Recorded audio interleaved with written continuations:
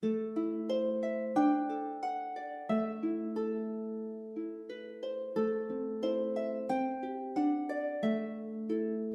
there, my name is Mr. Pete. I am a fourth grade teacher. I am currently reading Kate DiCamillo's The Tale of Despereaux. We are about to start chapter 36, What Mig Carried. And we left off with Despereaux having this dream of this knight and nobody was in the armor. And, the question I think at the end of that is, who was it? Like, who was the knight in his dream? If there was no knight, who is the knight going to be? Remember, his tail is now cut off. We also know that Roscuro is up to no good. He's got a plan of getting rid of Gregory and then getting Princess Peas, using Meg Sow to do it. Chapter 36, What Meg Carried. And while the mouse slept, Roscuro put his terrible plan into effect. Would you like to hear, reader, how it all unfolded? The story is not a pretty one. There is violence in it and cruelty, but stories that are not pretty have a certain value too, I suppose. Everything, as you well know, having lived in this world long enough to have figured out a thing or two for yourself, cannot always be sweetness and light. Listen, this is how it happened. First, the rat finished once and for all the job he had started long ago. He chewed through Gregory's rope, all the way through it, so that the jailer became lost in the maze of the dungeon. Late at night, when the castle was dark, the serving girl, Meggery Sow, climbed the stairs to the princess's room.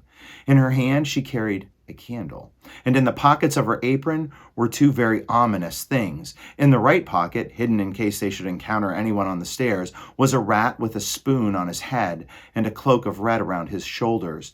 In the left pocket was a kitchen knife, the same knife that Meggery Sow had used to cut off the tail of a certain mouse. These were the things, a rat and a knife and a candle, that Meg carried with her as she climbed up, up, up the stairs. Repetition. "Gaw!" she shouted to the rat. "It's dark, ain't it?" "Yes, yes," whispered Roscuro from her pocket. "It is quite dark, my dear." "When I'm princess," began Meg. "Shh," said Roscuro. "May I suggest that you keep your glorious plans for the future to yourself? And may I further suggest that you keep your voice down to a whisper? We are, after all, on a covert mission." Highlight covert. It's another way to say a spy mission. Something secret. "Do you know how to whisper, my dear?" "I do!" shouted Meg. "Then please," said Roscuro, "please institute this knowledge immediately." Highlight institute. Please start this knowledge immediately. "Gaw," whispered Meg. "All right." "Thank you," said Roscuro. "Do I need to review with you again our plan of action?" "I got it all straight right here in my head," whispered Meg, and she tapped the side of her head with one finger. "How comforting," said Roscuro. "Perhaps, my dear, we should go over it again, one more time, just to be sure." "Well," said Meg, "we go into the princess's room, and she will be sleeping and snoozing and snoring, and I will wake her up and show her the knife and say, 'If you does not want to get hurt, princess, you must come with me.'" "And you will not hurt her," said Roscuro. "No, I won't, because I want her alive so that she can be my lady-in-waiting when I become princess." "Exactly," said Roscuro. "That will be her divine comeuppance." "Gaw," whispered Meg. "Yes, her divine comeuppance." Meg had, of course, no idea what the phrase divine comeuppance meant, but she very much liked the sound of it, and she repeated it over and over to herself until Roscuro said, "And then?" So highlight divine comeuppance and see if you can figure out what that means and post it below. "And then," continued Meg, "I tells her to get out of her princess bed and come with me on a little journey." "Ha," said Roscuro, "a little journey. That is right." Ha ha. I love the understatement of that phrase, a little journey. Oh, it will be a little journey. Indeed, it will. And then, said Meg, who was now coming to her favorite part of the plan, we take her to the deep downs and we give her some long lessons in how to be a serving girl, and we give some short lessons in how to be a princess. And we is all done studying up. We switch places. I gets to be the princess and she gets to be the maid. Gaw. Reader, this is the very plan that Roscuro presented to Meg when he first met her. It was, of course, a ridiculous plan.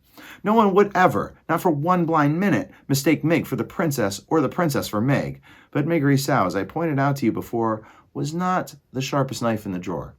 You don't have to highlight this, but we do know that's an idiom.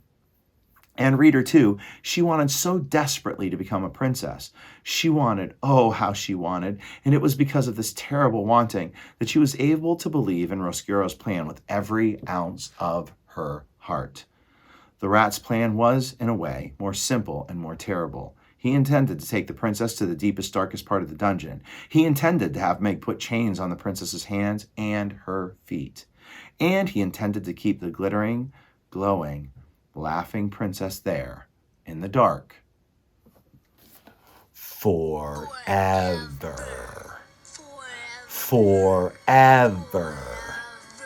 Forever.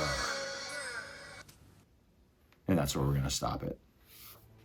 So the plan is in effect. Chapter 37, a small taste. So you can see Megri's all in, but she's all in mainly because she doesn't know any better. We will see if in the next chapter a small taste